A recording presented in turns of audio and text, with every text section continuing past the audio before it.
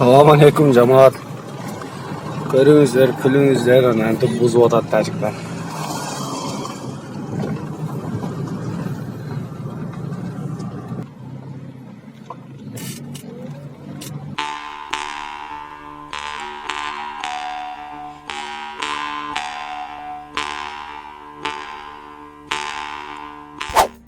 Баткен чек ара. Тажиктер баштаган курулушун бузуп жатышат.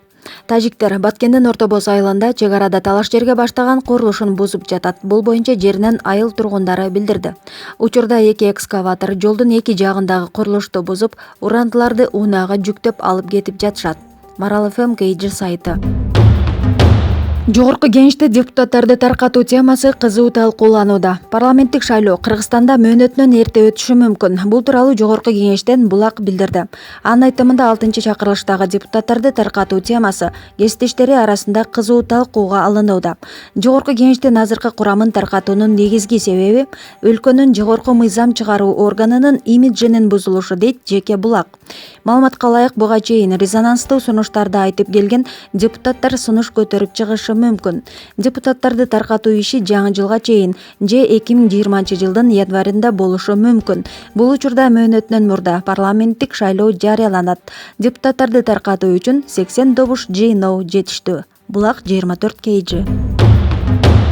Кой Таш айылында жүргөн операциядан кийин 9-августка караган түнү бейбаштык кылган деген шек менен 1 киши кармалды. Бул тууралуу Бишкек шаардык ички иштер башкармалыгынын маалымат кызматы кабарлады.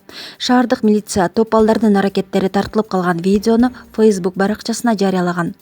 Тартип сакчылары кабарлашкандай, ал түнү жигиттердин тобу Токонбаев менен 7-апрель көчөлөрүнүн кесилишинен коомдук тартипти оодоно бузушкан. Жолду тосуп өтүп жаткан машиналарды карап, айдоочуларды коркутуп, жүргүнчүлөрдү сабайбыз деп атырылган.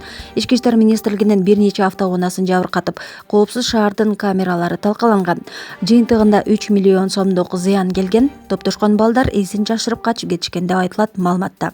Шектүү катары 1993-жылы туулган Жаран кармалды. Ал Октябрь райондук ички иштер бөлүмүндө алып келинип, шаардык ички иштер бөлүмүнүн убактылуу кармоо жайына киргизилди. Спутник KG сайты.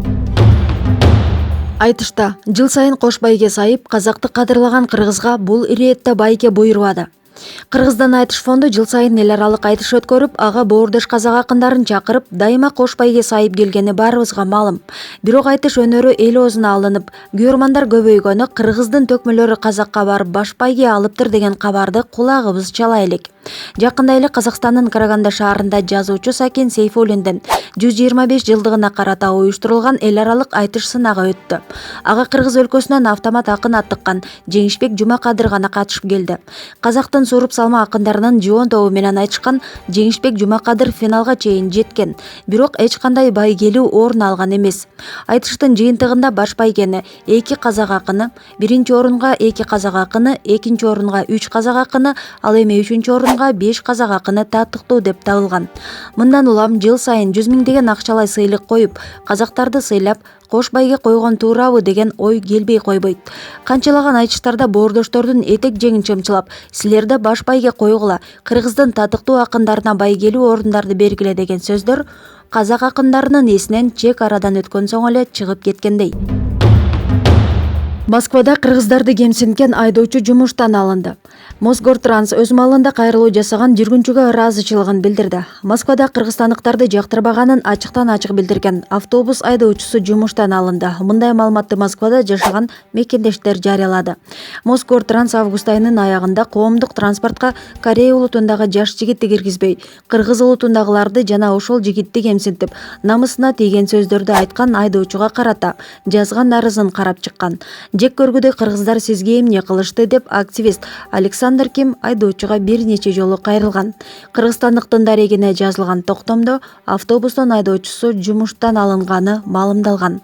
Вести KG сайты. Азимбек Бекназаров эми журналист болуп иштейт. Белгилүү саясатчы Азимбек Бекназаров жаңы кызматка келди. Nazar News KG сайты жазгандай, коомдук ишмер эми гезитте баяндамачы болуп иштейт. Бекназаров Жаңы Орда гезитинин редакциясына кошулду. Мүлдө кыргызга таанымал кадимки эле бульдозер Азимбек Бекназаров агабыз редакциялык жаамаатка кошулуп гезитибизге баяндамачы болуп келди. Бул деген ордонун окурман журту мындан ары Кыргызстандагы саясий окуяларга мыйзамдык негизде сар эсеп салган салмактуу макалалар менен таанышып турат дегенди түшүндүрөт. Экс досу Алмазбек Атамбаевдин көп сырларын ачыкка чыгарып, коомчулукка саясаттагы секретный сырларды ачыкка чыгарат деген үмүттөбүз деп жазылат маалыматта. Элдик медиа сайты.